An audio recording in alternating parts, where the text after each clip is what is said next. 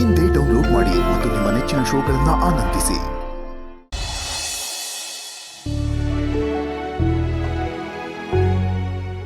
ತಗೊಳಕ್ಕ, ಇದು ನಿನ್ಗೆ, ಇದು ಕರ್ಣ ಸರ್ಗೆ, ಇದು ನನಗೆ. ಆದ್ರೂ ಇಷ್ಟೆಲ್ಲ ಆಗಿದ್ದು ನನ್ನಿಂದನೇ ಅಲ್ವಾ? ಪೇರೆಂಟ್ಸ್ ಜೊತೆ ನಾನು ಸ್ವಲ್ಪ ಹುಷಾರಾಗಿರ್ಬೇಕಿತ್ತು. ಆಗಿದ್ದೆಲ್ಲ ಏನೂ ಆಗ್ತಾನೆ ಇರಲಿಲ್ಲ. ಅಥವಾ ಮದುವೆ ಮಂಟಪದಲ್ಲಿ ನಾನು ಗಟ್ಟಿಯಾಗಿ ನಿಂತು ಮದುವೆ ಬೇಡ ಅಂತ ಹೇಳಬೇಕಿತ್ತು. ಆಗ ನಾವಿಬ್ರು ಇಷ್ಟು ನಾಟಕ ಮಾಡೋ ಹಾಗೆ ಇರ್ತಿರ್ಲಿಲ್ಲ. ಎಲ್ಲರೂ ನನ್ನಿಂದ ಸುಮ್ಮನೆ ಕಷ್ಟಪಡೋ ಹಾಗಾಯ್ತು. ಮುಗಿತಾ ನಿನ್ ಗೋಳಾಟ? ಎಲ್ಲ ನನ್ನಿಂದನೇ ಆಗಿದ್ದು, ನಾನಿದೆ ಕಾರಣ, ನನ್ನಿಂದ ಎಲ್ರಿಗೂ ತೊಂದ್ರೆ. ಅಬ್ಬಬ್ಬಬ್ಬಬ್ಬ ಅಕ್ಕ, ಏನೇ ಆಗಿದೆ ನಿನ್ಗೆ? ಯಾಕೆ ಹೀಗಾಡ್ತಿದ್ಯಾ? ನಿನಗೆ ಅರ್ಥನೇ ಆಗಲ್ವಾ ನಿಧಿಗೆ? ಕುತ್ತಿಗೆಗೆ ತಾಳಿ ಬಿದ್ಮೇಲೆ ಅದು ದೊಡ್ಡ ಜವಾಬ್ದಾರಿ. ಆದರೆ ನಾನು ತಾಳಿ ಕಟ್ಟಿಸ್ಕೊಳ್ದೆ ಆ ಜವಾಬ್ದಾರಿ ಹೊತ್ಕೊಂಡಿದ್ದೀನಿ. ಪಾಪ ಮನೆಯವರೆಲ್ಲ ಅದನ್ನೇ ನಂಬ್ಕೊಂಡಿದ್ದಾರೆ. ಎಲ್ಲ ನೆನಪಿಸ್ಕೊತಾ ಇದ್ರೆ ತಲೆನೇ ಕೆಟ್ಟು ಹೋಗುತ್ತೆ. ನೋಡು ನೋಡು ನೋಡು, ಮತ್ತೆ ಟೆನ್ಷನ್ ಮಾಡ್ಕೊಳ್ತಿದ್ಯಾ? ನೀನ್ ಈ ರೀತಿ ತಲೆ ಕೆಡ್ಸ್ಕೊಂಡ್ರೆ ಯಾವ ಕೆಲ್ಸನೂ ಆಗಲ್ಲ ಕಣೆ. ನಿಧಿ ಪ್ಲೀಸ್, ನಾವು ಸೀರಿಯಸ್ ಆಗಿ ಏನಾದ್ರೂ ಯೋಚನೆ ಮಾಡಬೇಕು. ಏನ್ ಸರ್ ನಿಮ್ ಮಾತಿನ ಅರ್ಥ?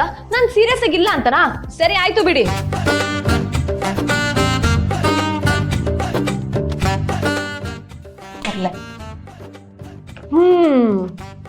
ಐಸ್ ಕ್ರೀಮ್ ತಿನ್ಸ ಕರ್ಕೊಂಬಂದಿದ್ಕೋ ಸಾರ್ಥಕ ಆಯ್ತು ನೋಡು. ಇವಾಗ ಸೊಲ್ಯೂಷನ್ ಬಗ್ಗೆ ಯೋಚನೆ ಮಾಡೋಣ. ಮೊದಲು ಮನೇಲಿ ಏನ್ ಹೇಳಿ ತಪ್ಪಿಸ್ಕೋಬೇಕು ಅಂತ ಯೋಚಿಸ್ಬೇಕು. ಏನೇ ಹೇಳಿದ್ರು ತಪ್ಪಿಸ್ಕೊಳಕ್ ಆಗಲ್ಲ ಬಿಡಿ ಸರ್.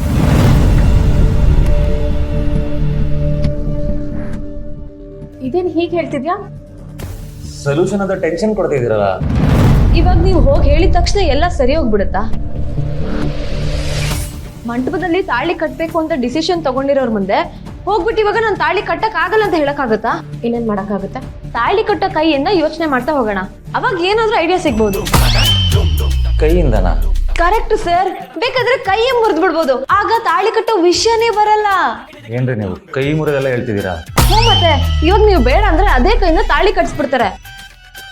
ಅದ್ ಬೇಕಾ ನಿಮ್ಗೆ? ಇದೀ ಡಾಕ್ಟರ್ ಆಗಿ ನೀನೇ ಕೈ ಮುರಿಯೋ ಯೋಚನೆ ಮಾಡ್ತಿದ್ಯಲ್ಲ.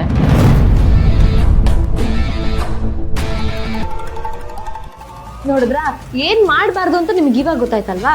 ಹೀಗೆ ಏನಾದ್ರೂ ಯೋಚನೆ ಮಾಡ್ತಾ ಹೋದ್ರೆ ಏನಾದ್ರೂ ಒಂದು ಐಡಿಯಾ ಸಿಕ್ಕೇ ಸಿಕ್ಕತ್ತೆ.